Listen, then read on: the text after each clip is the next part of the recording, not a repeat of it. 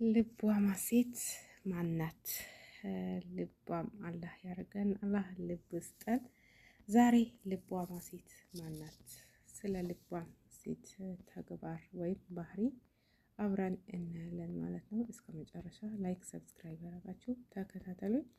አሰላሙ አለይኩም ወራህመቱላሂ ወበረካቱ። እንዴት ናችሁ የቻናል የቤተሰቦች እንዲሁም ክርስቲያን ወገኖቼ ሰላም ሰላም ብያለሁ። በያላችሁበት የአላህ ሰላምና እዝነት አይለያችሁ ውዶቼ።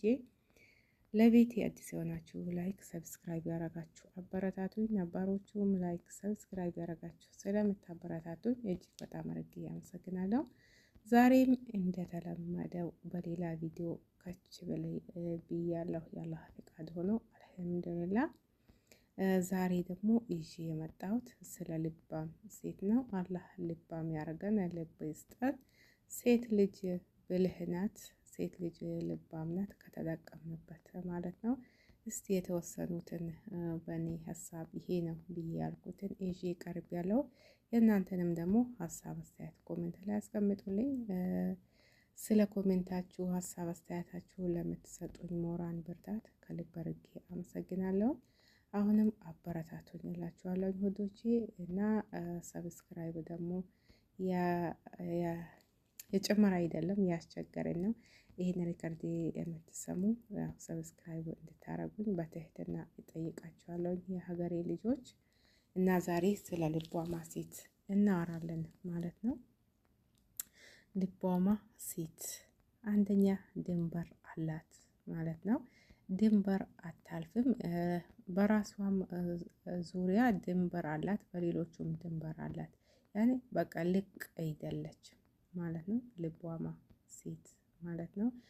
ሁለተኛ ያው እኔ ዝም ብዬ ቅደም ተከተል አንደኛ ሁለተኛ ብዬ ያቀረብኩት ያኔ ሁሉም በእኔ እይታ ትክክል ናቸው ብዬ አስባለሁ ማለት ነው። ሁለተኛ አላስፈላጊ ድራማ አሰራም ወይም ደግሞ አስማሳ አይደለችም ማለት ነው። በቃ ሬዲ ናት። አላስፈላጊ ነገር ለማታየት ወይ በሷ አይን ለመግባት ብላ አላስፈላጊ ድራማ አሰራም። በቃ ምንም ትሁን ምንም ራሷ ናት ማለት ነው። በቃ ትክክለኛ ራሷ ናት፣ አስመሳይ አይደለችም ማለት ነው። ሶስተኛ ልታይ አትልም። በቃ እኔን እዩ፣ እኔን ስሙ፣ እኔ እዚህ ነኝ ብላ ራሷን ሳትጠራ አቤት አትልም፣ ሳትጠየቅ አታወራም። ያኔ ልታይ አትልም ወይም ደግሞ የተረጋጋች ናት ማለት ነው። ሌላኛው ደግሞ ወይም አራተኛው ገመና ሸፋኝ ናት ወይም ምስጢር ጠባቂ ናት። ምስጢር መጠበቅ በእርግጥ በትክክል ትልቅ አማና ነው ማለት ነው። ትልቅነትም ነው። ምስጢርን መጠበቅ ማለት ትልቅ ነገር ነው እና ልቧማ ሴት ምስጢር ጠባቂ ናት፣ ታማኝ ናት ማለት ነው። ወደ አምስተኛው ከመሄዳችን በፊት ላይክ ሰብስክራይብ አድርጉ። ላስታውሳችሁ ይኮና እንዳትረሱ፣ ያው አንዳንዴ ይረሳል ማለት ነው ውዶቼ። አምስተኛው ራስዋን ትገዛለች። በቃ ያኔ ራስዋን ትገዛለች ማለት እንዴት ነው? ያኔ ራስዋን በቃ ትቆጣጠራለች ማለት ነው። ራስዋን ትቆጣጠራለች ወይም ደግሞ ራስዋን ትገዛለች ማለት ነው ውዶቼ። እሺ ሌላው ምን ይመስላችኋል?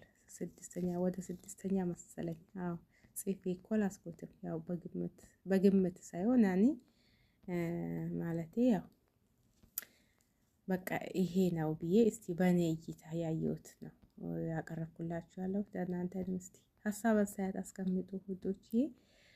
ስድስተኛው ታማኝ ናት። ሌላኛው ደግሞ ደስተኛ ናት። በቃ ምንም ታገኝም ብታገኝም ምንም ብትል በቃ ደስተኛ ናት ማለት ነው። ደስታ ደግሞ ካላህ ነው። አላህ ደስታን ይስጠን። ጤና በራሱ ደስታ ነው። አንድ ሰው ስላጣ ስላገኘ ሳይሆን ያው በእርግጥ አሁን ጊዜው ብዙ የሚያስጨናንቁ ነገሮች አሉ። በዚህ ጊዜ በዚህ ዘመን መደሰት ማለት ትልቅ ነገር ነውና እና ልቧማ ሴት ደግሞ ደስተኛ ናት ማለት ነው። ሰባተኛ ላይክ አረጋችሁ እንዴ? ያው ወደ መጨረሻ የሄድን ነው ማለት ነው። ላይክ አርጉ። ሰባተኛ ራሷን ከሌሎች አታወዳድርም። እኔ እንዳከሌ ሊሆን እኔ እንዳከሌ አይደለሁም። በቃ በራሷ ብቁ ናት ማለት ነው። ብቁ ደግሞ ግን አንድ አላህ ነው። ከሁሉም ከምንም የጠራ ከማንም ምንም አይፈልግ አንድ አላህ ነው።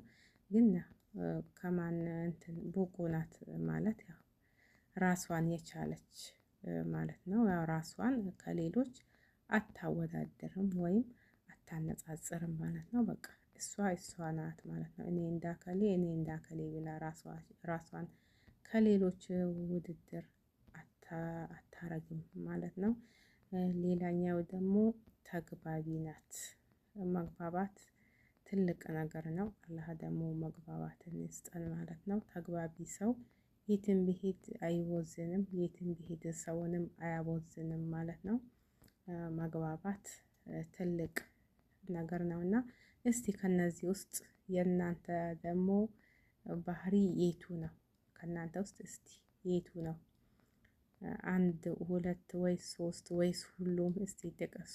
አንደኛ ድንበር አላት ነው የሚለው። ሁለተኛው አላስፈላጊ ድራማ አሰራም ይላል። ሶስተኛው ልታይ አትልም ይላል። አራተኛው ገመና ትሸፍናለች ወይም ምስጢር ጠባቂ ናት ይላል። አምስተኛው ቃላትን ትመርጣለች፣ ያገኘችውን ሁሉ አትናገርም ማለት ነው። ቀጣይ ደግሞ አው ላይክ ሰብስክራይብ ነው እንዳትረሱ ላስታውሳችሁ ብዬ ነው። ስድስተኛ ራሷን ትገዛለች ይላል። ሰባተኛ ታማኝ ናት ይላል። ስምንተኛ ደስተኛ ናት ይላል። ዘጠነኛ ራሷን ከሌሎች አታወዳድርም ወይም አታነጻጽርም ይላል። አስረኛ ተግባቢ ናት ይላል። እነዚህ ከአስሮቹ እስቲ ለእናንተ ስንት አላችሁ? ከአስሩ ስንት አገኛችሁ? ለራሳችሁ ከአስሩ 10፣ 4፣ 5 እስቲ ወይስ ስንተኛው ነው የእናንተ ባህሪ ማለት ነው? አላህ ደግሞ ከልባሞች፣ ከታጋሾች፣ ከደስተኞች፣ ከአስተዋዮች አላህ ያደርገን። ሴት ልጅ በእርግጥ ብልህ ናት፣ አላህ የሰጣት ነው። ይሄ ብልህ ናት፣ ጥበበኛ ናት። ጥበባችንን ደግሞ ምንጠቀምበት አላህ ያርገን ማለት ነው። ሴት ልጅ በጥበቧ ብዙ ነገር ትገዛለች፣ ብዙ ነገር ታረጋለች። ሴት ልጅ ሀገር ናት፣ እናት ናት፣ ሚስት ናት፣ ልጅ ናት፣ እህት ናት። ሴት ብዙ ነገር ናት ማለት ነው። አላህም ደግሞ ያው ላቅ አርጎ አስቀምጧታል። ላቅ ያለ ቦታ አላህም ሰጥቷታል ለሴት ማለት ነው። አላህ ደግሞ በምንጠቀምበት ያርገን። ለራሳችን ተጠቅመና ሌሎችን የምንጠቅም ያርገን ማለት ነው። ሀባይ ሀሳብ አስተያየታችሁን ኮሜንት ላይ አስቀምጡልኝ። እንደተለመደው ይቀበላለሁ ማለት ነው። ሀባይ በሌላ ቪዲዮ እስከምንገናኝ ድረስ አሰላሙ አለይኩም ወራህመቱላሂ ወበረካቱ።